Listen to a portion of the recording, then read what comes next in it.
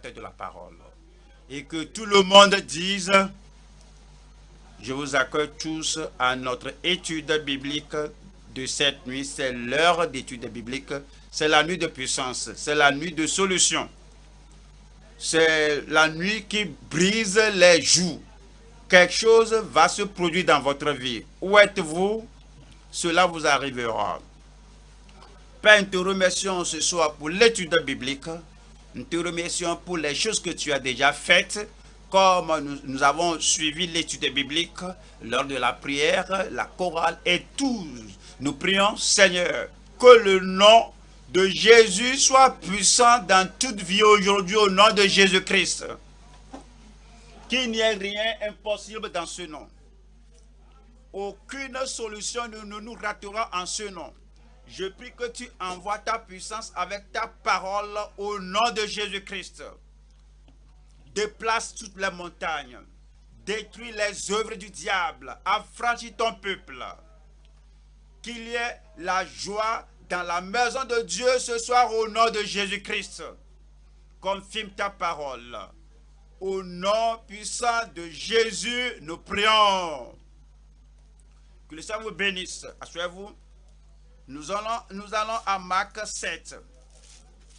En Marc 7, nous lisons du verset 24 jusqu'au 37. Marc 7.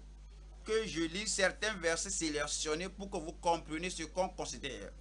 Verset 24 dit, Marc 7, 24. Jésus étant parti de là s'en alla dans le territoire de Tyr et de Sidon. Il entra dans une maison, désirant que personne ne le sût. Mais il ne put rester caché, car une femme, dont la fille était possédée d'un esprit impur, entendit parler de lui et vint se jeter à ses pieds.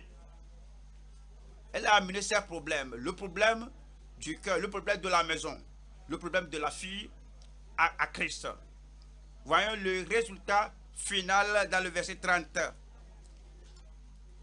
Et quand elle rentra dans sa maison, elle trouva l'enfant couché sur le lit, le démon étant sorti. La paix est venue, la délivrance est arrivée et le calme est arrivé à la fille. Et le calme viendra dans votre maison aujourd'hui. On nous a dit ce qui était arrivé après cela. Verset 31, Jésus quitta le territoire de Tyr et revint par Sidon vers la montagne de Galilée en traversant le pays de la Décapole. En lui amenant un sourd qui avait de la difficulté à parler et on le pria de lui imposer les mains. Il avait demandé une faveur et demandait que Christ touche l'enfant et la guérisse. Il ne dit jamais non à une requête. Il ne vous dira pas non. Il ne dira pas non à votre famille. Il ne dira pas non à notre voisin. Voyons le résultat final au verset 37. Ils étaient dans le plus grand étonnement et disaient, il fait tout à merveille. Même il fait entendre les sourds et parler les muets. C'est le témoignage final. C'est le témoignage que nous avons au sujet de Jésus-Christ. Et toutes les fois que vous venez en contact avec le Seigneur Jésus, si réellement vous êtes connecté avec lui, c'est la chose finale que vous allez voir dans votre cœur, dans votre esprit, dans votre vie, dans votre comportement, dans votre caractère, dans votre profession. Et tout ce qui vous concerne, vous allez rendre le témoignage lorsque la chose vous arrive, comme cela arrive cette nuit, qu'il fait tout à merveille. Il faut répéter cela après moi. Il fait tout à merveille. C'est le témoignage. Malgré l'opposition du diable, des hommes, en face des religieux rigides. Le témoignage est que malgré tout cela, il fait tout à merveille. Confronté à l'incrédulité et à l'incrédulité des pécheurs, des hommes, alors il fait tout à merveille.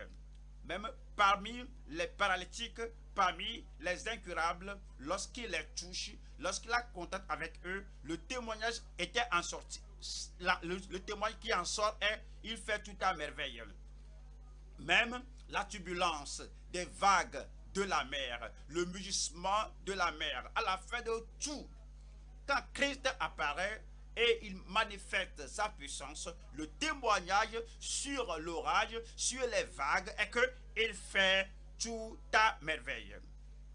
S'il y a une turbulence dans votre famille, s'il y a un dérangement du diable dans votre famille, si dans votre famille il y a une tempête, une vague, lorsque nous aurons fini ce soir, quel sera votre témoignage? Et fait tout à merveille.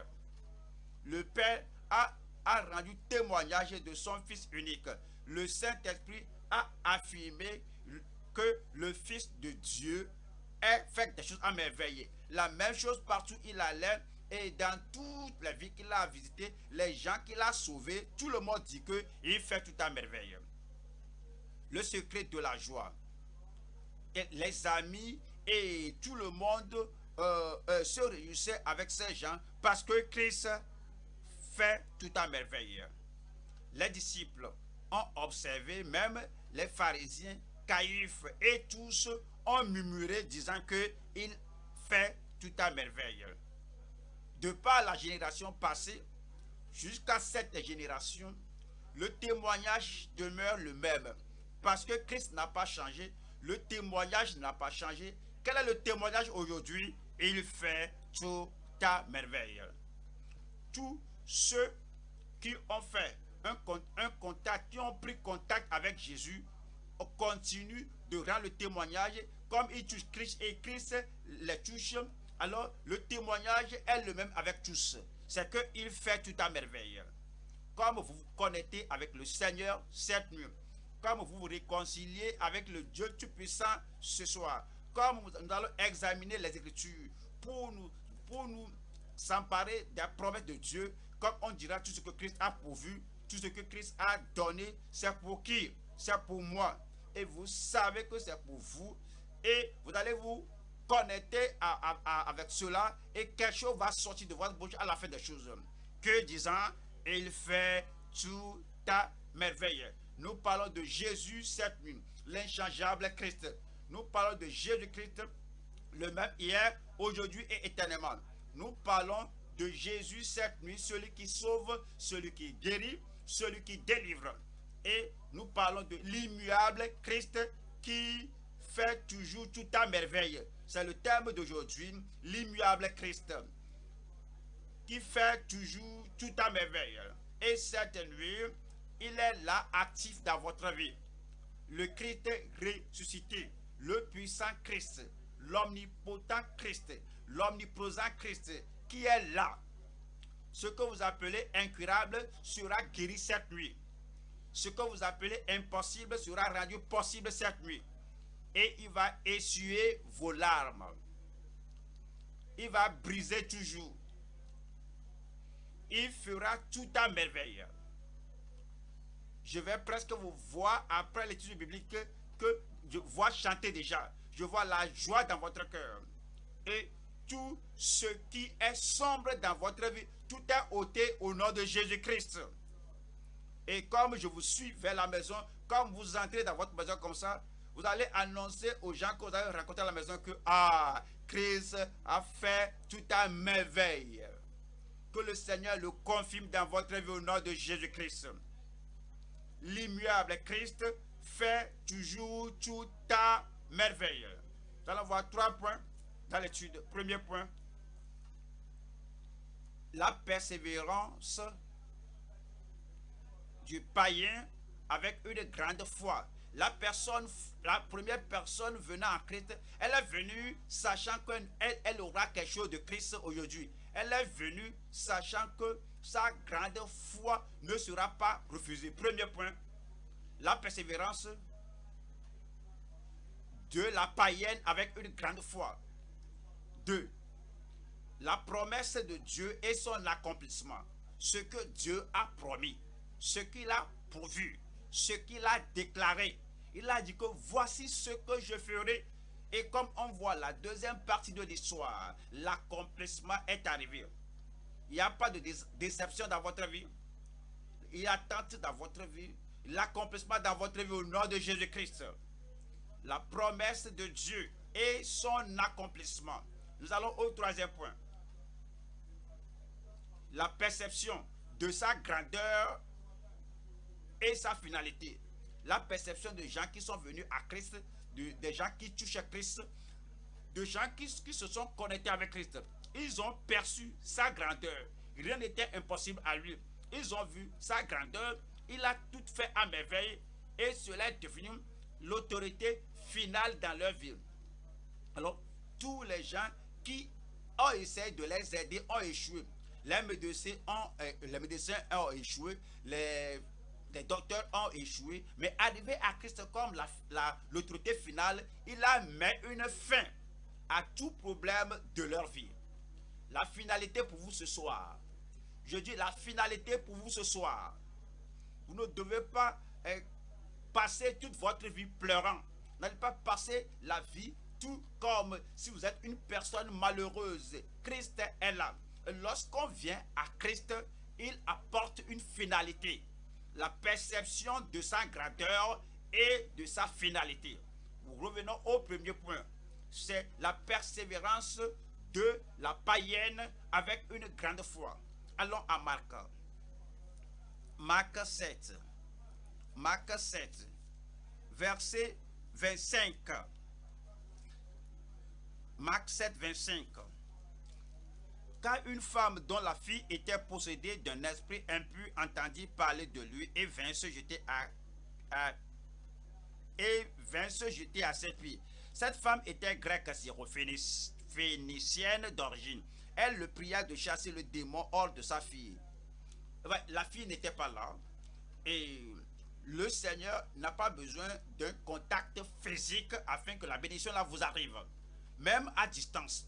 Même si vous êtes loin de vous regardez là où vous êtes pour me regarder maintenant. Comme la parole vous parvient là-bas et que le nom de Christ est présenté, vous êtes délivré au nom de Jésus-Christ. Donc elle est venue toute seule. Elle n'a pas amené l'enfant. Peut-être l'enfant est peut-être violente ou traumatisée. Donc elle ne pouvait pas l'amener au Seigneur. Mais tout de même, la puissance va la toucher là où elle est. Jésus lui dit, laisse d'abord les enfants se rassasier, car il n'est pas bien de prendre le pain des enfants et de le jeter aux petits chiens. Vous avez compris ce que Jésus disait? Il disait que les enfants d'Israël sont les enfants du royaume. Et la promesse et la provision de Dieu leur appartiennent. Donc les païens, les Grecs sont comme des chiens. Alors c'est pas bon de donner le pain des enfants aux chiens. Ce que Jésus disait est vrai. Tous ont péché et sont privés de la gloire de Dieu. Mais les païens ont péché plus et se sont fait chiens impurs, désagréables devant le Dieu Tout-Puissant. Donc Jésus a dit la vérité et la femme a compris la vérité et la femme n'a pas dit est-ce que tu veux dire que je suis chienne? Est-ce que tu voudrais dire que je ne suis pas agréable? Est-ce que tu dis que je suis une femme rejetée? Donc si c'est comme ça, toi Jésus, donc alors si tu héberges toutes tes idées, tu nourris de toutes tes idées là, va-t'en, au revoir. La femme là était sage. Vous serez une femme sage. Vous serez un homme sage. Et si vous êtes venu pour quelque chose, si vous êtes sage et que vous êtes resté, vous aurez ce que vous cherchez. Verset 28. Oui, Seigneur. Il ne faut jamais contredire ce qu'il dit. Il dit que tu es un pécheur. Oui, Seigneur. Il dit que tu es impur. Oui, Seigneur. Il dit que tu n'es pas qualifié. Tu ne peux pas te qualifier toi-même pour entrer dans le royaume de Dieu. Oui, Seigneur. Il dit que tu es impuissant. Il dit que tu es infime. Il dit que toute ta justice est comme des habits souillés. Il ne faut pas argumenter. Oui, Seigneur. Quelqu'un là-bas dit oui, Seigneur. Oui, Seigneur, lui répondit-elle. Elle ne s'est pas arrêtée là-bas. mais les petits chiens sous la table mangent les miettes des enfants. Très merveilleux. C'est la sagesse. Le Seigneur vous accordera la sagesse. La sagesse pour prier. La sagesse pour demander au Seigneur. La sagesse pour demander ce dont vous avez besoin. Et cela vous sera accordé. Voilà. Le verset 29. Alors il le dit. À cause de cette parole. À cause de cette parole. Va. Le démon est sorti de ta fille.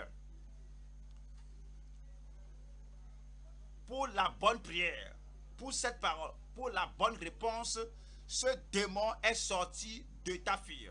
Et puis il dit, verset 30, et quand elle rentra dans sa maison, elle trouva l'enfant couché sur le lit, le démon étant sorti. C'est ce que vous allez retrouver. Est-ce que vous allez trouver chez vous? Elle trouva l'enfant couché sur le lit, le démon étant sorti.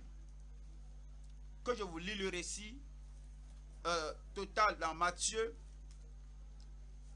avec la même histoire, mais Matthieu a écrit avec certains détails parce que lui il est un collecteur d'impôts. Il aime garder tout détaillé et nous donne bien de détails ici. Quand on voit les détails, il va dire ceci en 3 sous-titres. Premier point, la prière avec une grande faveur. La prière avec une grande faveur. La femme est venue pas pour une petite chose. C'était quelque chose qu'aucun médecin ne pouvait faire cela. Dans sa communauté grecque, d'où elle est sortie, c'était une grande faveur. C'était quelque chose que même un sacrificateur juif ne pouvait pas le faire cela. C'était une grande faveur. Une seule personne dans tout le pays. Et son nom est Jésus. Son nom est Sauveur. Son nom est Rédempteur.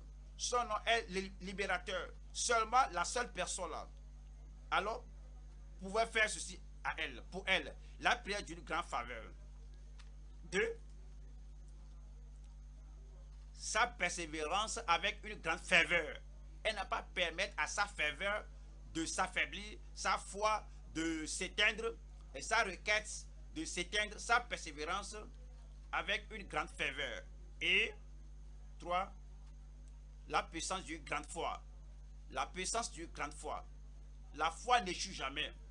Et si vous avez la foi en Christ ce soir, je ne dis pas que si. Je dis, puisque vous avez la foi en Christ, tout est possible ce soir.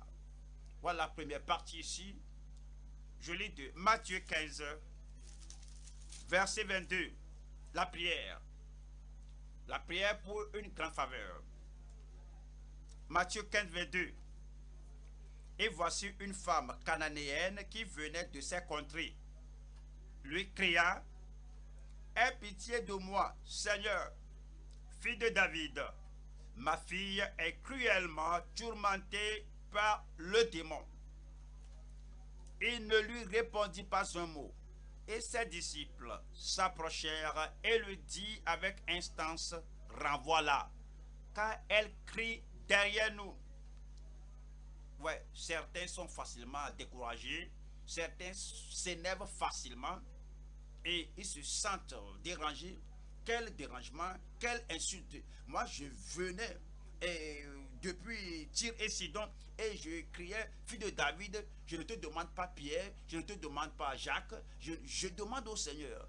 Et il est Seigneur de tous, il est Seigneur pour tout le monde. Il est fils de Dieu, il est fils de David. Et il n'est pas seulement pour les Juifs, il est pour les païens aussi. Même de l'Ancien Testament, je demande au Seigneur, et toi tu dis au Seigneur de me renvoyer. D'accord? Si c'est votre attitude, prenez votre Jésus et monopolisez-le. Prenez votre Jésus, faites ce que vous voulez faire avec lui, et au revoir, je m'en vais. Pour certains, ils portent leur tempérament sur leur corps. Ils s'énervent facilement. Mais cette femme a dit non. Je suis venu pour quelque chose et je vais l'avoir aujourd'hui. Je suis venu pour quelque chose ce soir, quelqu'un là-bas, et je vais l'avoir. J'aurai le pourquoi, j'aurai ce que je suis venu chercher ce soir. quelle que soit l'attitude des gens autour de moi, quelle que soit l'attitude des gens qui entourent le Seigneur Jésus physiquement, cela ne va pas vous décourager, cela ne va pas vous déranger, vous allez recevoir. Quelqu'un là-bas, je dis, vous allez recevoir. Voilà le verset 24. Il répondit, je n'ai été envoyé qu'aux brebis perdues de la maison d'Israël. La femme a entendu cela, mais elle agit comme si elle n'a pas entendu. 25. Mais elle vint se prosterner devant lui, disant, Seigneur, elle l'appelle Seigneur, que tu es Seigneur, tu es maître, quelque chose ce que tu dis cela de ta divinité, tu dis cela de ta souveraineté, j'accepte cela. Elle dit, Seigneur, secours-moi. Il va vous secourir cette nuit. Il répondit, il n'est pas bien, il n'est pas convenable, même si je vais le faire, comment je peux le faire? Il n'est pas bien de prendre le pain des enfants et de le jeter aux petits chiens. C'est une épreuve de sa foi. Vous allez réussir l'épreuve. Vous n'allez pas rentrer à la maison les mains vides. Vous n'allez pas dire que je suis énervé. Vous n'allez pas dire que je me suis fâché. Vous n'allez pas dire que je suis déçu. C'est ainsi qu'ils sont. Ces disciples de Christ, même Christ lui-même, regardez ce qu'il me disait. La prière pour une grande faveur. Quand vous êtes arrivé, je dis que Seigneur, je ne serai pas abandonné, vous ne serez pas abandonné. Il vous exaucera. D'accord? Il m'exaucera. Voyons. Matthieu 17, verset 15. Seigneur, aie pitié de mon fils, qui est lunatique et qui souffre cruellement. Il tombe souvent dans le feu et souvent dans l'eau. Je l'ai amené à tes disciples et ils n'ont pas pu le guérir. C'est un autre cas.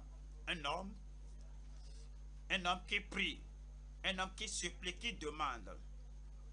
Jésus est allé à la montagne de transfiguration et il était allé avec Pierre, Jacques et Jean, et le reste des disciples, les 9 autres, étaient restés en arrière, et l'homme l'a amené son fils à ces 9.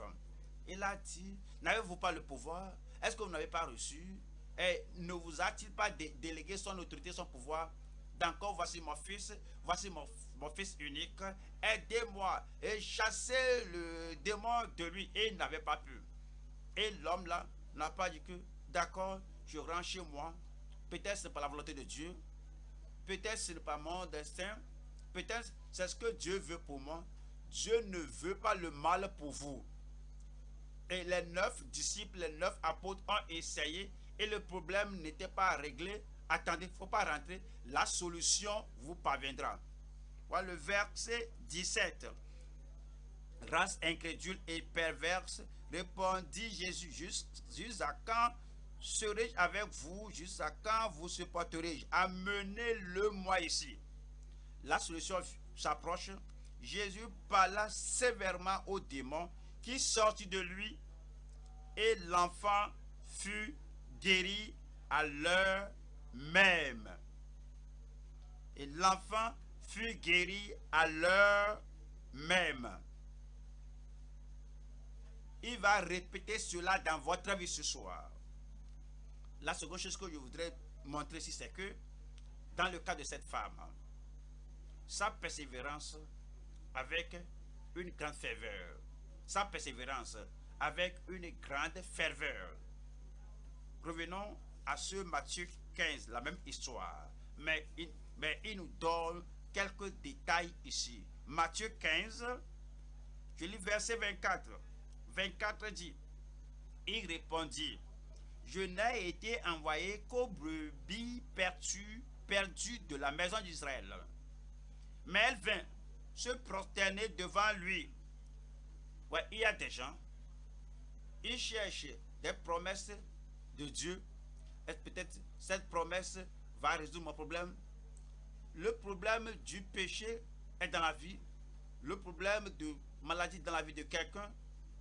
Le problème de démon dans la vie de quelqu'un, la souffrance est dans la vie de quelqu'un, le problème de la société qui met des choses sur vous et la société fait des promesses qu'on ne peut pas tenir et, et vous ne trouvez pas la promesse dans la Bible qui adresse le problème. La femme n'a aucune promesse à avoir. Jésus a dit que tu n'as pas de promesse, tu n'as pas de provision. Qu'est-ce que je peux faire pour toi? Je suis envoyé aux brebis perdues d'Israël. Mais la femme est venue. De telles personnes ne seront pas déçues. Les gens qui savent que Dieu les a créés et parce qu'il est mon créateur, il peut résoudre mon problème. Il ne peut pas créer pour rien. Il ne peut pas créer pour la souffrance. Et les gens qui savent que Jésus-Christ est mort à la croix de Calvaire. Il est mort pour mes péchés.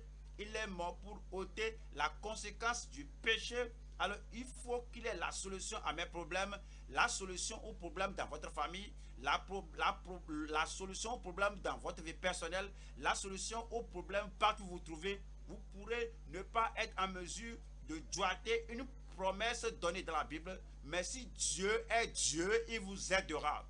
Si Jésus est le vrai Fils de Dieu, il vous aidera. Et donc, elle est venue et elle s'est prosternée. Elle dit, Seigneur, secours-moi. Il répondit, il n'est pas bien, il n'est pas bon, il n'est pas convenable, il n'est pas approprié de prendre le pain des enfants et de le jeter aux petits chiens. Oui, Seigneur, dit-elle, et c'est tout ce que Seigneur tu dis est vrai. Tout ce que tu dis, Seigneur, c'est factuel. Il y a des gens qui critiquent Jésus et se fâchent. Seigneur, qu'est-ce que tu fais? Seigneur, que dis-tu? Pourquoi tu n'as pas fait ceci? Pourquoi ceci et cela? Quand ceci arrive, et ils accusent le Seigneur. Ils vont même jusqu'au point de blasphémer. Et que si Jésus n'est pas Seigneur, si Jésus est Dieu, pourquoi ceci? Pourquoi cela?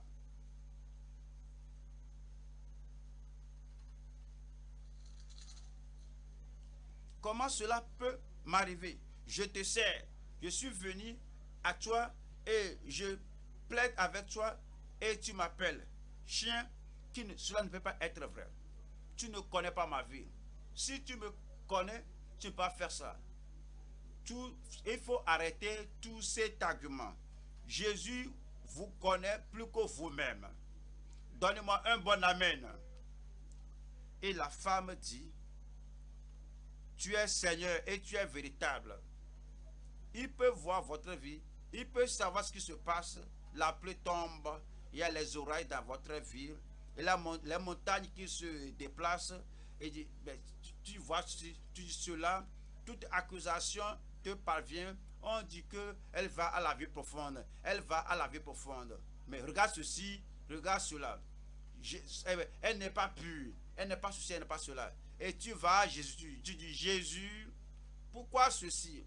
Est-ce que c'est Jésus qui fait que les gens te font mal?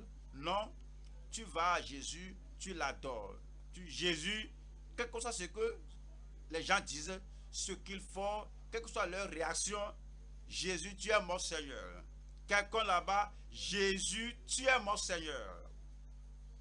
Et Jésus est toujours véritable. Vous n'êtes pas loin de votre miracle. Et puis, la troisième partie ici, c'est la puissance d'une grande foi. La puissance d'une grande foi. La foi qui ne va pas laisser aller. La foi qui ne lâche pas. La foi qui ne dit pas, peut-être, je n'ai pas la percée aujourd'hui, je rentre chez moi. Vous n'allez pas rentrer les mains vides. N'êtes-vous pas venu pour quelque chose? Oui, il faut avoir la chose pour laquelle vous êtes arrivé avant de rentrer. Il ne faut pas rentrer. Restez jusqu'à ce que jusqu'à ce que la rosée du ciel vienne sur vous. Et cela viendra sur vous. Voilà le verset 28. Alors Jésus lui dit, femme, femme, ta femme est grande. Femme, ta foi est grande. Qu'il te soit fait comme tu le veux. Et ce que certains pharisiens n'avaient pas, elle avait reçu. Ce que les sadducéens, les juifs n'avaient pas, elle avait eu. Ce que ces gens n'ont pas eu, elle a eu. Ce que les autres n'ont pas reçu avant vous, vous l'aurez. Alors, il dit, femme, homme, garçon, fille, ta foi est grande, qu'il te soit fait comme tu veux. Et à l'heure même, sa fille fut guérie. Voici votre heure. Voici votre temps. Le Seigneur ne vous décevra pas. Éphésiens 3. Voilà l'habileté du Seigneur, voilà la force du Seigneur, voilà la puissance du Seigneur. La chose là qui semble impossible est devenue maintenant possible. Éphésiens 3, verset 20. Or, à celui qui peut faire, par la puissance qui agit en nous infiniment au-delà de tout ce que nous demandons ou pensons. La puissance qui agit en nous, en vous. Cela va vous arriver. Éphésiens chapitre 6, je lis verset 16. Éphésiens 6, 16, qui dit: prenez par-dessus tout cela le bouclier de la foi, avec lequel vous pourrez éteindre tous les traits enflammés du malin. Tous les traits enflammés du malin. Combien de traits enflammés du malin? Allez-vous éteindre tout, vous serez affranchis. Je vois des gens affranchis devant moi aujourd'hui. Vous êtes affranchis, réellement affranchis au nom de Jésus. Revenons à Marc chapitre 7. Nous allons au deuxième point maintenant.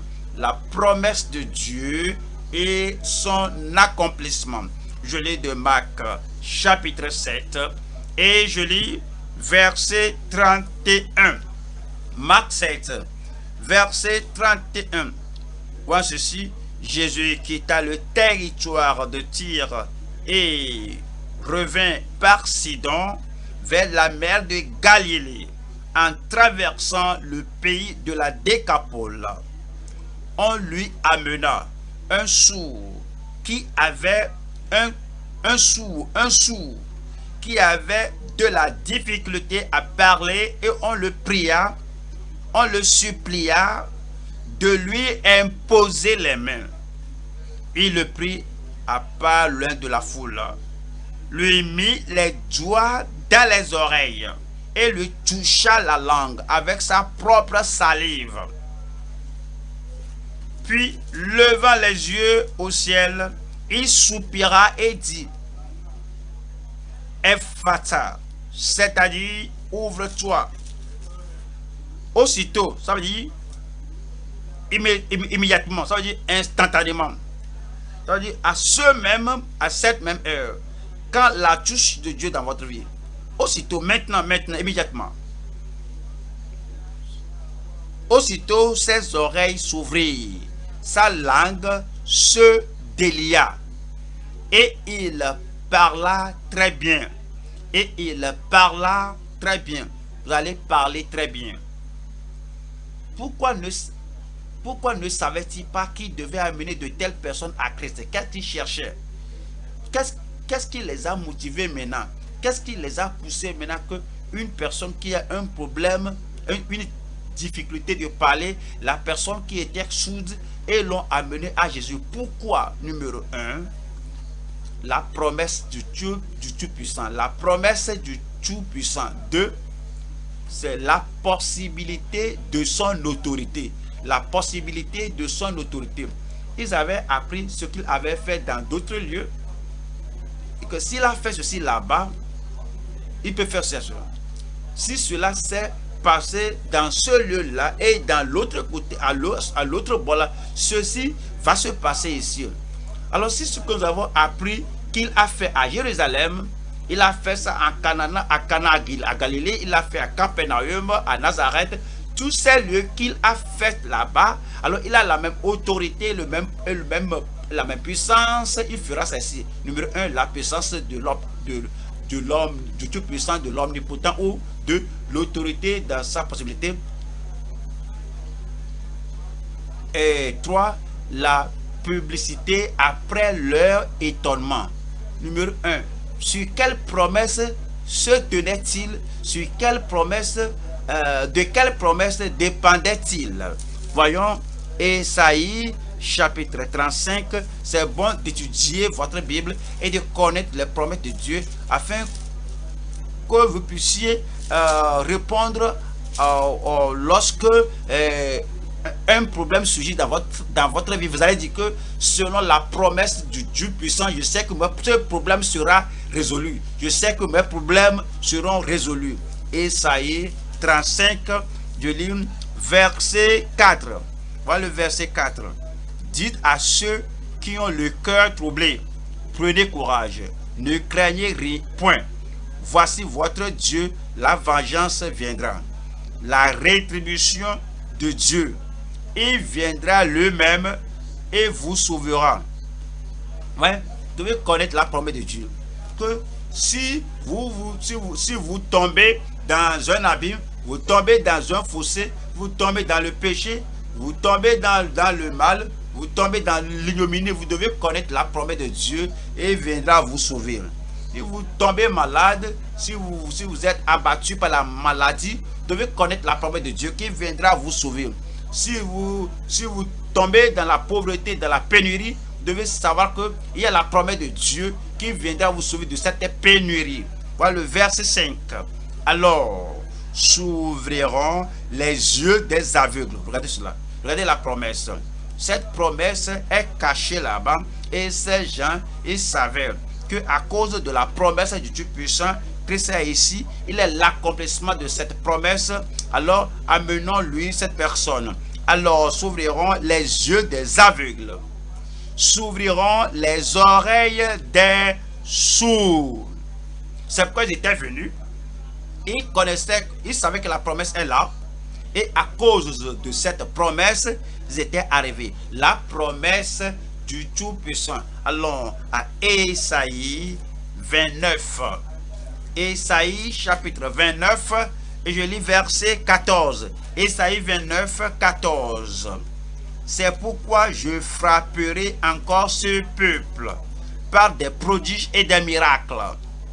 Et la sagesse de ces sages périra. Et l'intelligence de ces hommes intelligents disparaîtra. Verset 18. En ce jour-là, lorsque je refais les merveilles, les prodiges, en ce jour-là, lorsque je ferai les miracles, en ce jour-là, lorsque j'enverrai mon Fils unique, en ce jour-là, les sourds entendront les paroles du livre. Voyez cela. Vous devez connaître les promesses de Dieu. Ils connaissaient la promesse du Tout-Puissant. C'est pourquoi à l'arrivée de Christ, ils ont dit, il est arrivé, l'accomplissement de la promesse est venu, voici notre jour. En ce jour-là, les sourds entendront les paroles du livre et délivrés de l'obscurité et des ténèbres. Les yeux des aveugles verront. C'est votre amen, ça? Voyons ceci. Ésaïe chapitre 32, versets 3 et 4. Les yeux de ceux qui voient ne seront plus bouchés, et les oreilles de ceux qui entendent seront attentives. Le cœur des hommes légers sera intelligent pour comprendre, et la langue de ceux qui balbutient, l'homme là qui a la difficulté de parler, voici la promesse qui attend d'être réclamée. Toute promesse de la part de Dieu qui attend d'être réclamée, vous allez la réclamer cette nuit. Et la langue de ceux qui balbutient parlera vite et nettement. Parlera vite et nettement. La promesse va s'accomplir au nom de Jésus-Christ. Et maintenant, nous allons à la possibilité de son autorité. La possibilité de son autorité. Allons à Marc chapitre 2 et je lis verset 12. Marc 2, voyons le verset 12. À l'instant, est à l'instant. Que quelqu'un m'aide à dire à l'instant. Quand votre miracle à l'instant. Quand la truc de Dieu sur votre vie à l'instant. Quand est-ce que ces choses douloureuses seront ôtées de votre vie? Et à l'instant, il se leva après son lit et il sortit en présence de tout le monde, de sorte qu'ils étaient tous dans l'étonnement et glorifiaient Dieu, disant: nous n'avons jamais rien vu de pareil. Nous n'avons rien vu, nous n'avons jamais rien vu de pareil. Luc, chapitre 4. Luc 4, verset 36. Tous furent saisis de stupeur, et ils se disaient les uns aux autres: quelle est cette parole? Il commande avec autorité et puissance aux esprits impurs. Qu'est-ce qui arrive? Et ils sortent. Et ils sortent. Ce sera fait ce soir. Il est créateur. Au commencement était la parole, et la parole était avec Dieu, et la parole était Dieu. Et la parole est venue et est habitée parmi nous. Et nous avons contemplé sa gloire. La gloire comme la gloire unique du Fils du Père, remplie de grâce et de vérité. Et il va manifester cette vérité, cette grâce dans chaque vie cette nuit. On va au psaume 33. Psaume chapitre 33, verset 9. Quand il dit et la chose arrive, il ordonne et elle existe. Il ordonne aux démons et ils sont sortis. Il ne peut pas argumenter. Il ne peut pas dire que non, on ne sort pas. Non, nous sommes très ancrés ici. Non, on est ici depuis fort longtemps. Tout démon va sortir. Numéro 1, la promesse du Dieu puissant. 2, la possibilité de son autorité. 3, la publicité après leur étonnement. Retournons à Marc chapitre 7. Marc 7. Ils étaient surpris, ils étaient étonnés, ils étaient ébahis. Et voilà le verset 7, chapitre 7, verset 36. Jésus leur recommanda de n'en parler à personne, mais plus il leur recommanda, plus ils le publièrent. Ils étaient très étonnés qu'ils ne pouvaient pas se retenir. Ils étaient très étonnés qu'ils ne pouvaient pas cesser d'en parler. Vous serez très étonnés que vous ne pouvez pas cesser d'en parler. Luc chapitre 8. Luc 8, 39. Retourne dans ta maison et raconte tout ce que Dieu t'a fait. Il s'en alla et publia par toute la ville tout ce que Jésus avait fait pour lui.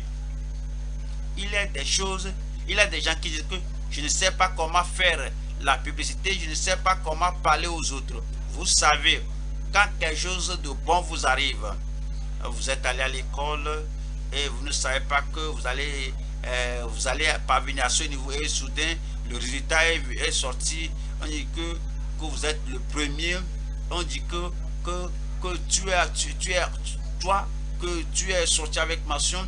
Quelqu'un t'a dit ça, tu es allé au tableau là-bas d'affichage et tu as vu que ton nom est écrit là-bas, que tu es le premier de tout le centre.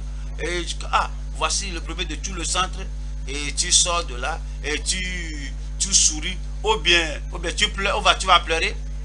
Tu sors et la première personne te voit, dit que dès que tu rencontres la première personne, et qu'est-ce qui s'est passé? Je suis admis, je suis le premier de tout le centre. Mais tu dis que tu es admis?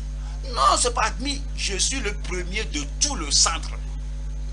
Alors vous serez le premier de tout votre centre. Dans la foi, vous serez le premier. En miracle, vous serez le premier. En déplaçant vos miracles, vous serez le premier. Et la bénédiction que le Seigneur va vous donner sera le miracle en première classe. De première classe. La percée de première classe au nom de Jésus-Christ. Lorsque cela arrivera, n'allez pas dire que je ne sais pas comment en parler. Vous allez parler. Vous allez publier cela. Et vous allez faire cela avec joie. Vous allez faire cela avec enthousiasme. Voilà le verset 40. À son retour, Jésus fut reçu par la foule car tous l'attendaient. Nous allons parler de Christ. Nous allons parler de l'évangile. Revenons à Marc chapitre 13, verset 10. Il faut premièrement que la bonne nouvelle soit prêchée à toutes les nations. Si cet évangile est venu dans votre vie et vous a sauvé, il faut le publier. Si la bonne nouvelle est venue à vous et vous êtes guéri, il faut la publier. Si l'évangile est venu à vous et vous êtes sauvé, sanctifié, il faut le publier. Et si cet évangile est venu dans votre famille et a changé votre famille et vous a transformé, il faut en parler. L'évangile, la bonne nouvelle. Il faut premièrement que la bonne nouvelle soit prêchée à toutes les nations. À toutes les nations. Vous en ferez partie. Vous allez parler. Vous n'allez pas parler avec les gens dans la rue et que ceci est mauvais, l'économie est mauvaise, la politique est mauvaise, tout est mauvais. Nous avons la bonne nouvelle. Nous avons l'évangile. Jésus est toujours vivant. Il est capable de changer et tout transformer. Il ne faut pas publier les mauvaises nouvelles. Il faut publier quelle nouvelle? La bonne nouvelle. Et la vie des gens sera transformée et changée autour de vous au nom de Jésus-Christ. Troisième point maintenant. Nous allons à Marc chapitre 7. Marc chapitre 7. Je lis versets 30 et 37. La conclusion de la première partie et la conclusion de la deuxième partie. Je vais à Marc chapitre 7 verset 30. Et quand elle rentra dans sa maison, elle trouva l'enfant couché sur le lit, le démon étant sorti. Verset 37. Ils étaient dans le plus grand étonnement et disaient: il fait tout à merveille. Même il fait entendre les sourds et parler les muets. Troisième point maintenant, la perception de sa grandeur et sa finalité. Ils ont cherché dans toute l'histoire, ils ont cherché les gens dans l'ancienne alliance, ils ont dit: nous n'avons rien vu de pareil, on n'a jamais vu de prophète, de sacrificateur, de berger, de prédicateur comme celui-ci. Celui-ci, il est unique. Celui-ci est universel. Celui-ci, il aide, il bénit tout le monde. Et quel que soit le défi, quel que soit le problème, celui-ci est en mesure de tout résoudre. C'est pourquoi c'est dit qu'ils étaient dans le plus grand étonnement. Ils étaient étonnés, ils étaient dans le plus grand étonnement et disaient: il fait tout à merveille. Sa grandeur et sa finalité. Pourrais-je vous montrer comment ils ont vu sa grandeur? Allons à Matthieu chapitre 12, sa grandeur. Matthieu 12, nous lisons verset 41. Jésus est grand. Il est plus grand que toute personne qui est vécue sur terre. Il est plus grand que tout homme qui vit maintenant sur terre. Il est plus grand que toute personne qui aurait vécu sur la terre. Ouais, il est incomparable. On ne peut pas créer Jésus. On ne peut pas comparer Jésus à un prophète. Il ne peut pas le comparer à un dirigeant ni à un sacrificateur. Il est plus grand que le plus grand des hommes. Matthieu 12, verset 41. les hommes de Ninive se lèveront au jour du jugement avec cette génération et la condamneront, parce qu'ils se sont repentis à la prédication de Jonas, et voici, il y a ici plus que Jonas. Il y a plus que l'ancien prophète, il y a plus que le prophète de l'Ancien Testament, il y a ici plus que le prophète contemporain, il y a plus que Jonas. La reine du Midi se lèvera au jour du jugement avec cette génération et la condamnera, parce qu'elle vint des extrémités de la terre pour entendre la sagesse de Salomon. Et voici, quelqu'un là-bas dit-le moi, il y a ici plus que Salomon. Vous pensez à tous les rois de l'Ancien Testament, il n'y a aucun roi qui soit riche, qui soit plus riche que Salomon. Mais néanmoins, la grandeur de Salomon n'est pas parvenue au niveau du Seigneur Jésus-Christ. Il y a ici plus que Salomon. Ils ont reconnu, ils ont apprécié, ils ont publié la grandeur du Seigneur Jésus-Christ. Allons à Luc 7, et je lis verset 12. Luc 7, nous lisons verset 12. La perception de sa grandeur et la perception de sa finalité. Luc 7, verset 12. Lorsqu'il fut près de la porte de la ville, voici on portait en terre un mort, fils unique de sa mère, qui était veuve. Et il y avait avec elle beaucoup de gens de la ville. Le Seigneur l'ayant vue, fut ému de compassion pour elle. Sa compassion est pour vous cette nuit. Et lui dit, ne pleure pas, cette nuit ne pleure pas.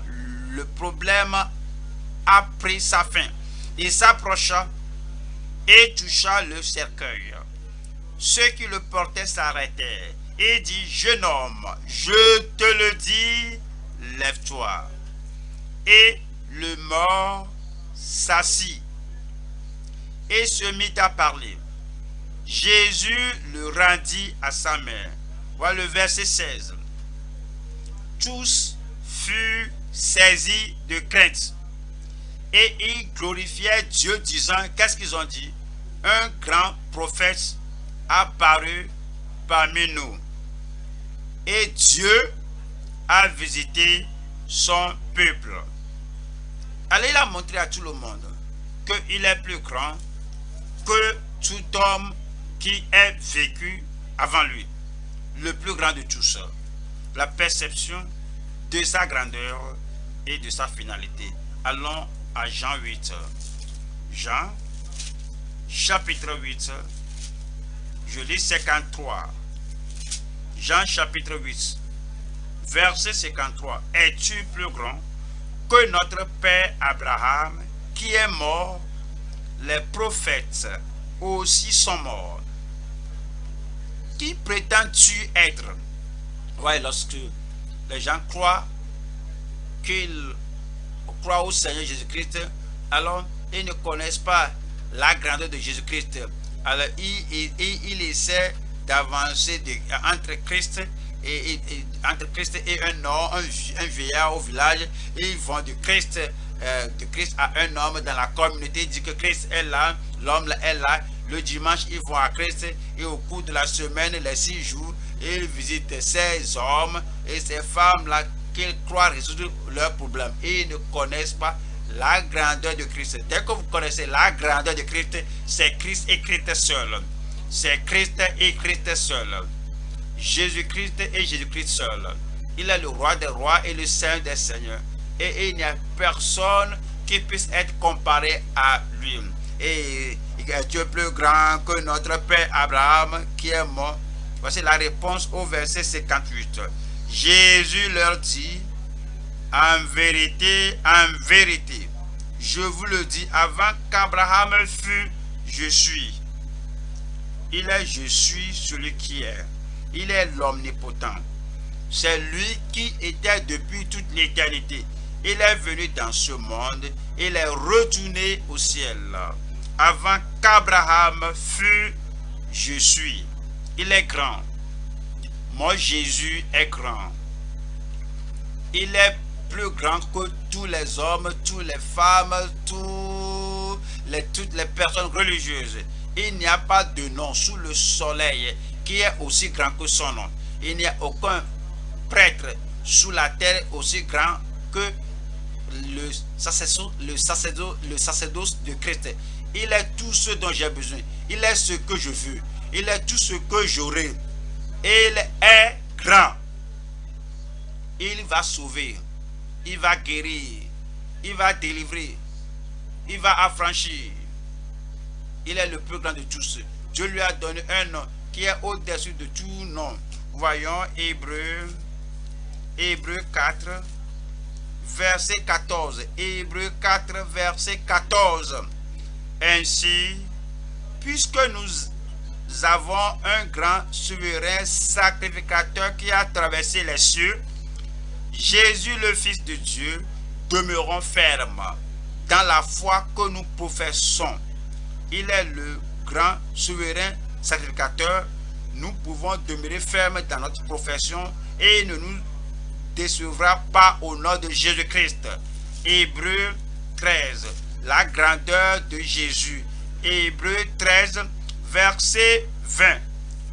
Que le Dieu de paix, qui a ramené d'entre les morts le grand pasteur des brebis par le sang d'une alliance éternelle, le grand pasteur des brebis par le sang d'une alliance éternelle, notre Seigneur Jésus vous rende capable de toute bonne œuvre pour l'accomplissement de sa volonté et fasse en vous ce qui lui est agréable par Jésus-Christ, auquel soit la gloire au siècle des siècles. Amen. Revenons à Marc. Marc 7, verset 37. Ils étaient dans le plus grand étonnement et disaient, il fait tout à merveille. Comment pouvait-il parler comme ça? Ils ont tout regardé, ils ont regardé tout ce que Jésus a fait, ils ont regardé ce que Jésus a fait, et voici ce cas particulier qui est ici, qu'il a fait ici, et ils n'ont pas pu résister à ce témoignage. Ils ont dit, il fait tout à merveille. Numéro 1, il a guéri l'incurable. Il a guéri le plus incurable. Et c'est cette femme qui a la perte de sang pendant 12 ans, elle a tout dépensé pour les médecins, mais elle n'était pas guérie. Et elle a dit, mais si je pouvais toucher le pan de sa robe, je serais guéri. Elle est venue dans la foi, elle a touché le Seigneur et le problème de 12 ans a disparu. Parce qu'il a guéri le plus incurable. C'est pourquoi nous disons qu'il fait tout à merveille. 2, il sauve le plus vil des pécheurs. Il peut sauver cette nuit. Il sauve le plus vil des pécheurs. La femme qui était vraiment très pécheresse, avec le fardeau de son péché, elle pleurait et essuyait les pieds du Seigneur Jésus. Et Jésus a dit, tes péchés qui sont nombreux sont tous pardonnés. Vos péchés qui sont plusieurs sont pardonnés. Il y a le pardon cette nuit. Ce n'est pas comme les autres prédicateurs, fondateurs, mais il est sauveur. Il est venu nous sauver de tous nos péchés. 3, il purifie le plus souillé et impur. Si vous êtes impur, souillé dans votre conscience, dans votre pensée, vous êtes pollué, même cela affecte votre visage. La lèpre, le lépreux est venu dire que je sais que je suis impur, je suis souillé, je suis la personne la plus misérable dans cette communauté, dans cette nation. Si tu le veux, tu peux me rendre pur. Et Jésus a étendu sa main, il a touché, il a dit, je le veux, sois pur. C'est ce qu'il a fait. Il n'y a personne qui ait pu faire cela avec une simple parole. Cela va se passer cette nuit. 4. Il transforme l'homme le plus avare des hommes. Ouais, et Zachée était avare, cupide. Et comme quand il voit quelqu'un avoir quelque chose, alors il va tout emporter. Mais il a raconté Jésus. Si vous rencontrez Jésus cette nuit, toute avarice va disparaître. La cupidité va disparaître parce que c'est lui qui est en mesure de transformer le plus avare des hommes. Et lorsqu'il raconte Jésus, il dit, Jésus, je te vois maintenant, la cupidité va disparaître. L'avarice va disparaître. La cupidité va disparaître.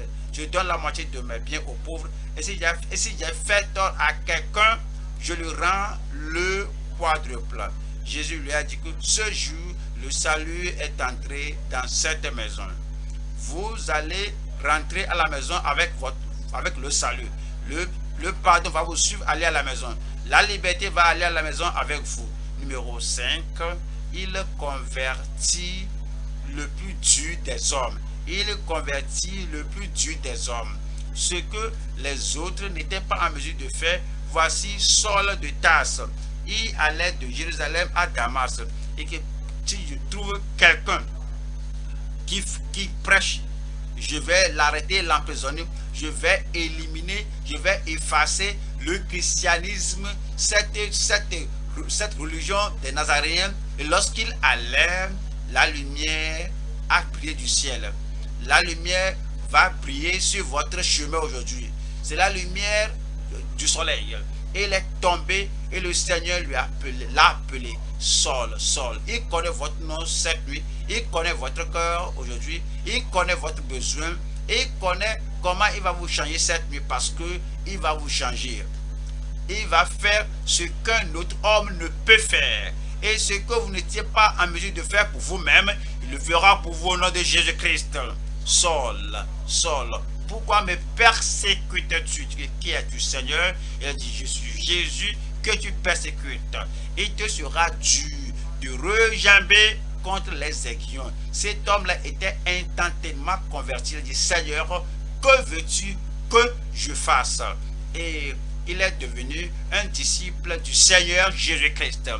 Qui peut changer un homme si endurci? Qui peut changer un homme si méchant? Qui peut changer un pécheur si rigide dans ses péchés? Seul Jésus peut le faire. Il le fera dans votre vie. Pourquoi il disait, il fait tout à merveille, numéro 6, il dompte le plus violent des hommes. Il dompte le plus violent des hommes. L'homme là venait des sépulcres. Et l'homme là se meurtrissait le corps. Il faisait du mal, il veut se suicider. On lui liait avec des chaînes et des liens. Il brisait tout. Il a vu Jésus, il s'est mis à genoux et l'a adoré, disant, mais qu'est-ce que j'ai avec toi? Qu'est-ce que j'ai à faire avec toi? Jésus a dit, mais combien vous êtes? Combien d'entre vous les démons qui détruisaient la vie de cet homme, qui le poussaient par-ci par-là? Ils ont dit qu'une légion. Et il dit, sortez. Un seul mot, ils étaient sortis. Dites-moi comment vous pouvez devenir le même. Comment le miracle, dites-moi comment le miracle ne va pas se passer dans votre vie. Cela va se passer. Lorsque vous racontez Jésus, il va dompter le plus violent de tous les hommes. Peut-être vous dites que je ne peux pas m'aider encore. Dès que quelque chose se passe à la maison, je me fâche. Dès que je prends quelque chose dans ma main comme ça, je peux frapper la femme, frapper mes enfants. Et puis je ne sais pas. Quand la chose vient sur moi, je fais la chose et après tout, je vais pleurer. Pourquoi j'ai fait ce mal? Tu viens au bon endroit cette nuit. Le Seigneur va changer et transformer et calmer le plus violent de tout tempérament au nom de Jésus-Christ. Ils disent qu'il fait tout à merveille. Pourquoi là, il a dit cela? Parce qu'ils étaient sur la mer orageuse. Et il s'est levé, il a calmé toute tempête. Il a dit, paix, calme, et que silence, tais-toi. Tout est venu au calme dans votre vie. quelle que soit la tempête, quelle que soit la turbulence, quelles que soient les vagues, quel que soit le rugissement de l'ennemi, cette nuit, Jésus parle à votre situation. Silence, tais-toi. Numéro 8. Il illumine le plus ténébreux des cœurs. Cet homme est né aveugle. Il n'a jamais vu la lumière du jour jusqu'au jour qu'il a rencontré Jésus. Et Jésus a fait Jésus a mélangé de l'argile, il a mis à ses yeux. Il est allé, il a obéi, il est venu voir. Non seulement il a vu dans le physique, il voit aussi dans le spirituel. Les frères ont dit que donne gloire à Dieu, on ne connaît pas cet homme. Il me dit, mais pourquoi? C'est un mystère, que vous ne connaissez pas cet homme. Néanmoins, il a ouvert mes yeux. Et depuis le commencement du monde, l'homme, il est déjà illuminé. Que depuis le commencement du monde, on n'a jamais entendu que pareille chose soit faite. Qu'un homme, que quelqu'un né aveugle a recouvré les yeux. Que si celui-ci n'est pas de Dieu, il ne pouvait pas faire de pareilles choses. Ils ont dit que tu es né aveugle, est-ce que tu nous enseignes? Il est devenu enseignant. Il enseignait les dirigeants à la synagogue. Et Jésus a illuminé le plus ténébreux des cœurs. Il peut le faire aujourd'hui. Quelle que soit l'ignorance qu'on a dans le cœur, il va tout ôter. L'ignorance dans la religion, il va tout ôter. L'ignorance dans l'adoration, il va tout ôter. L'ignorance dans les choses normales de la vie, il va tout ôter au nom de Jésus-Christ. Il brise la plus forte chaîne de l'habitude. Il y a des gens qui ont une habitude qui les brise comme une chaîne. Et ils sont dedans seulement, ils font la chose. Mais Christ va briser tous les fers. Il va briser toute chaîne et toute mauvaise habitude. Il va l'ôter de toute vie cette nuit au nom de Jésus-Christ. Il fait toute ta merveille. Si quelqu'un est en Christ, il est une nouvelle créature. Les choses anciennes sont passées. Dans votre vie, cette nuit, les choses anciennes vont passer. Et toutes choses deviendront nouvelles. Dans ma vie, dans ma famille, dans l'œuvre de ma main, dans mon ministère, toutes choses deviendront nouvelles. Écoutez ceci ne s'est jamais passé jusqu'à ce que Christ soit venu. Quelqu'un était sur le point de tomber en enfer. Il mourrait déjà à la croix. À quelques heures après cela, il va tomber en enfer. Et Jésus a pris quelqu'un au point de l'enfer. Il l'a amené au ciel. Il a dit, aujourd'hui, tu seras avec moi au paradis. Personne n'a jamais fait pareille chose que quelqu'un, seulement sur le point de tomber en enfer. Jésus l'a pris, que viens, allons au ciel. Pourquoi vas-tu périr? Pourquoi vas-tu aller en enfer? Quand il dit qu'il peut prendre quelqu'un qui est si proche de l'enfer, et quelqu'un qui va tomber comme ça d'un bond, il l'a pris et l'a mené au ciel. Le Seigneur ne va pas te décevoir. Le Seigneur a rendu un invalide, un impotent, celui qui est complètement malade, paralysé. Le Seigneur l'a guéri. L'homme là était là, 38 ans. Et Jésus simplement a demandé, veux-tu être guéri? L'homme est que je n'ai personne, je n'ai pas de secours. Et lorsque l'ange vient agiter l'eau, et avant que je n'arrive là-bas, quelqu'un d'autre se plonge dans l'eau déjà. Et Jésus lui a dit, lève-toi, prends ton lit et marche. 38 ans de problèmes étaient résolus instantanément. Ce n'est pas étrange que les gens aient dit, ils étaient très surpris, et très étonnés, très sidérés, que les gens ont dit, il fait tout à merveille. Regardez ceci. Jésus a voulu changer le monde entier. Il a sélectionné 12 personnes, des gens non instruits, des gens non qualifiés, et les a envoyés dans le monde.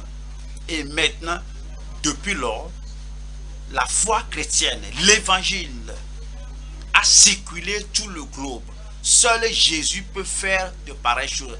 Qu'il a pris des hommes ignorants, des hommes non instruits, des hommes non qualifiés, et les a envoyés. Il a dit, allez changer le monde. Et maintenant, il est venu à nous aujourd'hui. Il va prendre votre vie. Il va vous sélectionner. Et quel que soit, aussi ignorant que vous soyez, aussi instruit que vous soyez, l'heure est venue. Celui-là qui est capable de former, capable de développer et nous prendre et nous envoyer au monde pour changer le monde qui semble inchangeable, cela va se passer.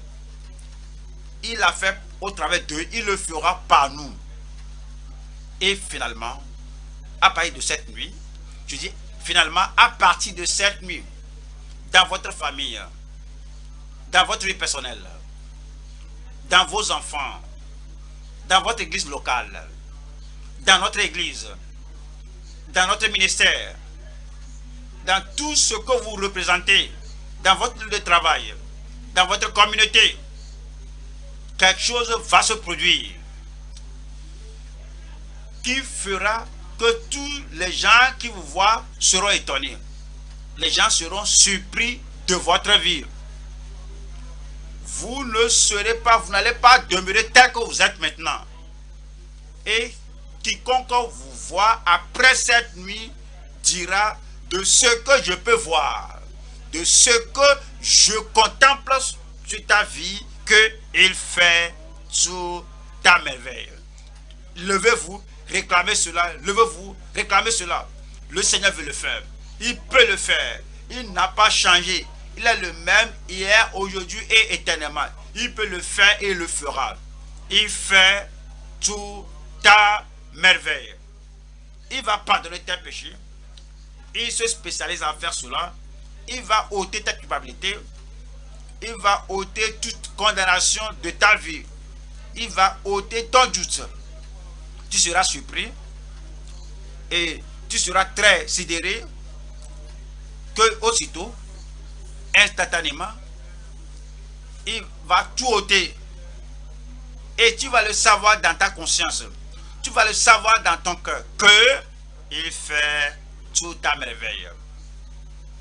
Présentez tous vos problèmes à lui, qu'il fasse toute ta merveille, la culpabilité à lui, qu'il te pardonne, la condamnation au Seigneur, qu'il ôte toutes ces choses, et l'habitude qui est là pour un long moment, qu'il brise cela, qu'il peut le faire, qu'il fasse pour, et qu'il vous affranchisse.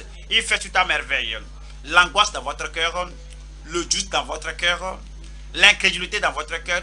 Présentez tout à Christ, qu'il fasse toute ta merveille pour vous. Qu'il ôte le doute, l'incrédulité, qu'il ôte l'impuissance de votre vie, qu'il ôte la faiblesse de votre cœur, qu'il ôte l'insuffisance de vos efforts, qu'il le fasse pour vous. Qu'il le fasse.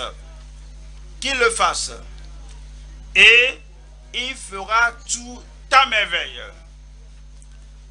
Parlez au Seigneur, dites-lui de vous pardonner, il le fera. Dis-lui de te purifier, il va le faire. Dis-lui de t'affranchir, il le fera. Dis-lui de briser toujours dans votre vie, il le fera. Si tu es faible, de pouvoir rompre une mauvaise habitude, un mauvais comportement, Jésus est capable de le faire. Parle au Seigneur. Parle au Seigneur. Le Seigneur va le faire. Si tu demandes le salut pour un long moment, Seigneur, sauve-moi, Seigneur, sauve-moi, et tu n'as jamais obtenu l'assurance, tu n'as jamais obtenu cette conviction, tu n'as jamais obtenu cette confiance, Jésus est sauveur. Il sauve, il pardonne, il affranchit, Il lave plus blanc que la neige. Ce soir, c'est pour vous. Cette nuit est à vous. Parle-lui, il va te pardonner, il va t'affranchir. Tu seras surpris, très sidéré que lui, il fait tout ta merveille. Il est le sanctificateur, il est le purificateur. C'est lui qui ôte la racine du péché de votre cœur. Quelle est la chose qu'il ne peut pas faire? Oui, il ne faut pas mettre l'impossibilité sur Christ. Il peut, il va le faire. Il a la puissance de briser ce joug de péché. Il va t'affranchir, affranchir, il va réellement te libérer. Il sanctifie, il purifie, il fortifie. Tu te vois faible, il peut te baptiser dans le Saint-Esprit. Il peut te revêtir du Saint-Esprit. Il peut te plonger dans le Saint-Esprit. Il peut te donner la puissance d'en haut. Vous recevrez une puissance, le Saint-Esprit survenant sur vous. Et vous serez mes témoins à Jérusalem, dans la Judée, dans la Samarie, jusqu'aux extrémités de la terre. Il peut, il le fera. Il ne faut pas étiqueter Christ avec l'impossibilité. Il peut vous guérir.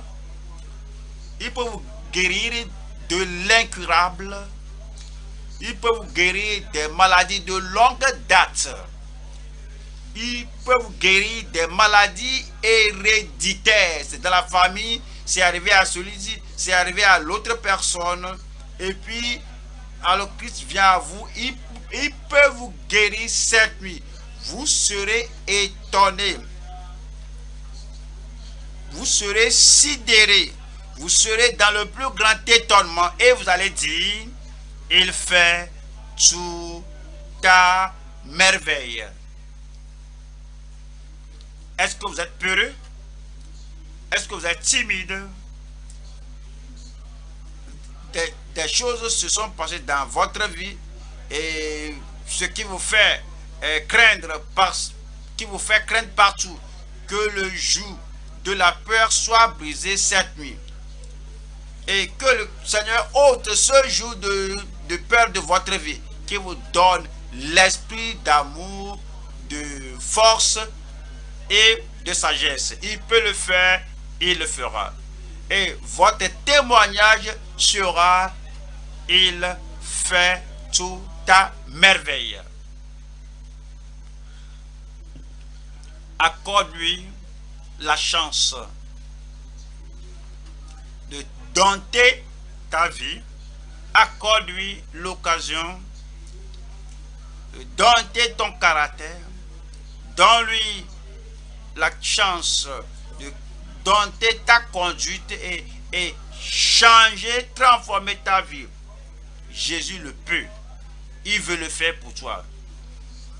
Tout ce qui est indésirable dans ta vie, dans ton cœur, ce qui est indésirable dans ton caractère, dans ta conduite, tout ce qui est indésirable dans ta relation, tout ce qui est indésirable dans ta vie privée, ouvre la porte cette nuit, que Christ entre et qu'il fasse quelque chose qui étonne, quelque chose qui va étonner tout le monde dans ton quartier, dans ta communauté, et les gens vont te dire, et vont dire, il fait tout à merveille. Que Christ ne te dépasse pas cette nuit. Le salut est une expérience chrétienne définie qui te l'accorde. La restauration de la rétrogradation. La restauration du fils prodigue, de la fille prodigue, est une grande œuvre de la grâce. Et il va te changer. Et qu'il le fasse. La restauration. La restauration l'adoration. Christ pardonne tout péché. Il a franchi tout captif.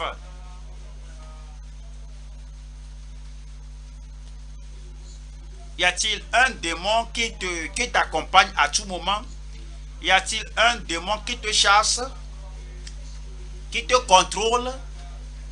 Y a-t-il un démon qui manipule ta vie? Présente le cas à Christ cette nuit.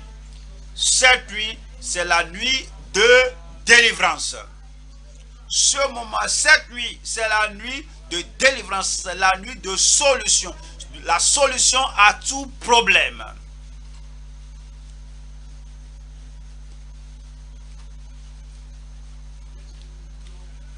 Que le Seigneur frappe et donne un coup fatal pour chasser le personnage démoniaque de ta vie.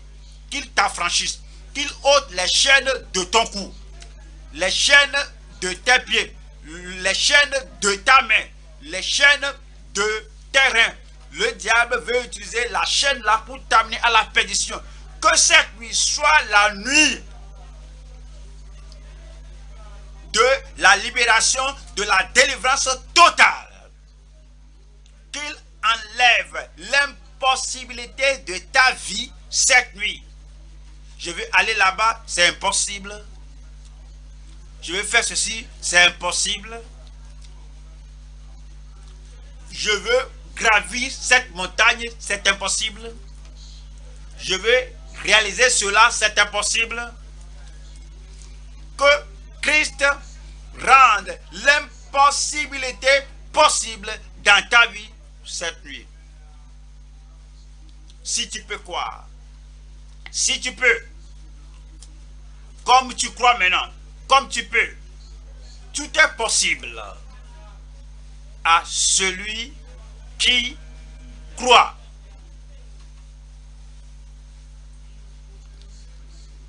L'impuissance supprimée, la faiblesse ôtée, l'invalidité ôtée, le fait de tomber dans le péché, c'est ôté. Tu es libre. Il y a la délivrance, il y a la puissance, il y a la capacité divine, la suffisance du nom de Jésus dans ta vie. Cette nuit, le Seigneur est capable. Le Seigneur est capable. Le Seigneur est capable de te sauver. Il est capable à sauver jusqu'à la fin de tout. Il est capable de délivrer.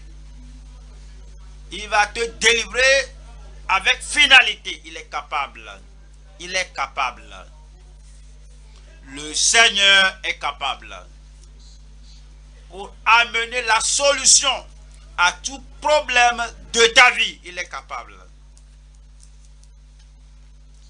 Il est capable de te prendre au bord de l'enfer pour t'amener au ciel. Il est capable de le faire. Il va le faire. Le Seigneur va le faire. Il aime, il veut le faire. Il ne faut pas céder. Il ne faut pas lâcher. Il faut persévérer. Il ne faut pas lâcher. Persévère. Avec une grande foi, il faut persévérer. Persévérer avec la foi indéniable. Il faut persévérer avec la foi qui ne lâche pas. Jusqu'à ce que le ciel s'ouvre. Jusqu'à ce qu'il y ait la solution coulant du trône de Dieu. Il faut tout faire. Il faut t'assurer que c'est fait pour toi. Il faut t'assurer que c'est fait pour toi. Il faut t'assurer que c'est fait. Il faut le remercier. Il faut croire au Seigneur. Il ne peut pas échouer. Il faut accepter. La promesse est assurée. La promesse du Tout-Puissant.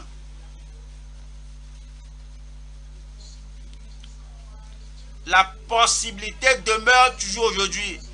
La possibilité de son autorité. La puissance d'une grande foi. La puissance d'une grande foi. Il ne peut pas échouer. Il n'échouera pas. Avec lui, tout est possible.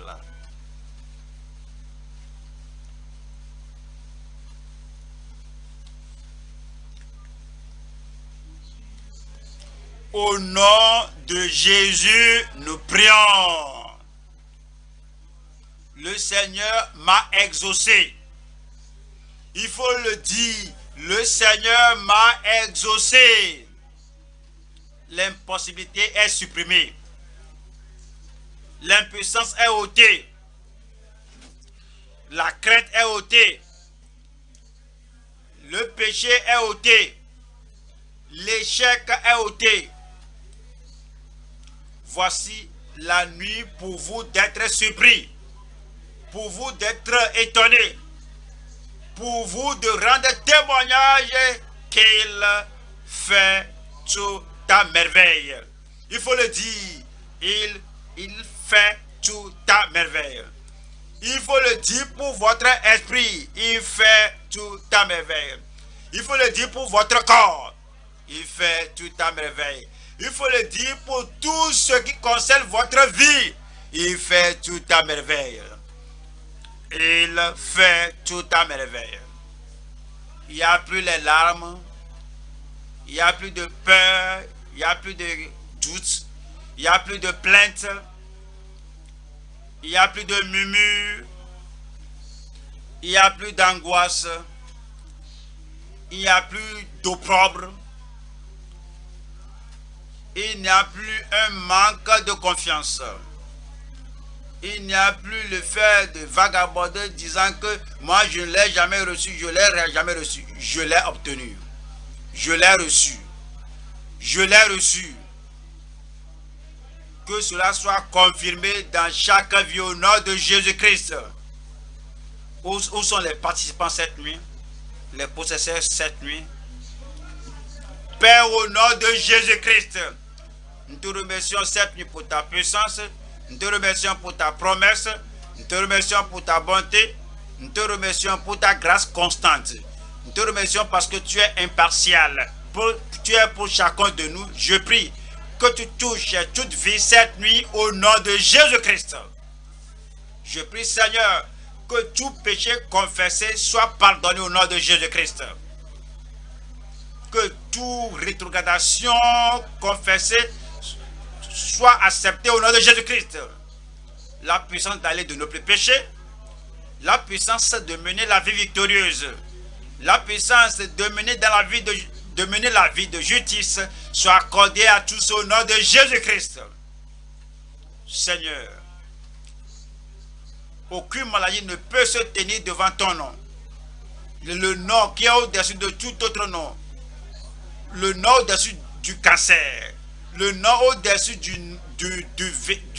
VIH. Le nom au-dessus de la cécité, au-dessus de la surdité. Le nom au-dessus de tout nom sur terre.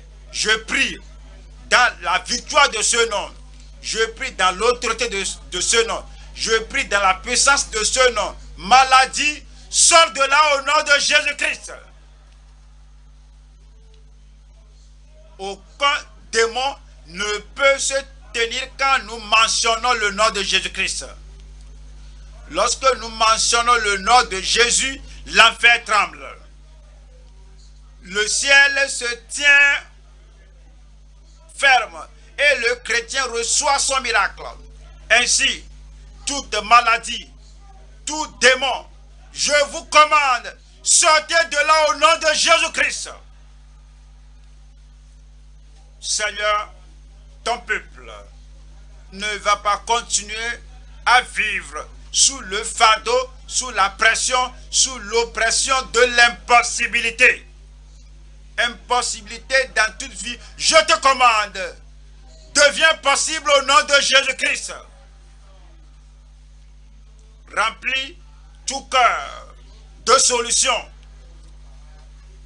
tout cœur de sainteté, tout cœur de ta pureté.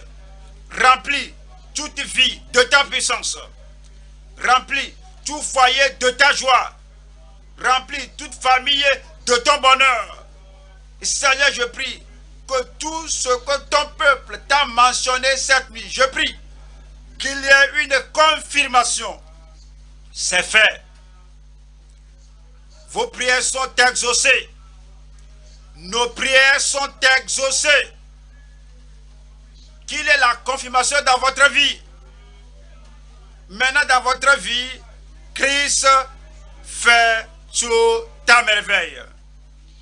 La confirmation depuis le ciel. La confirmation sur la terre. La confirmation dans votre âme.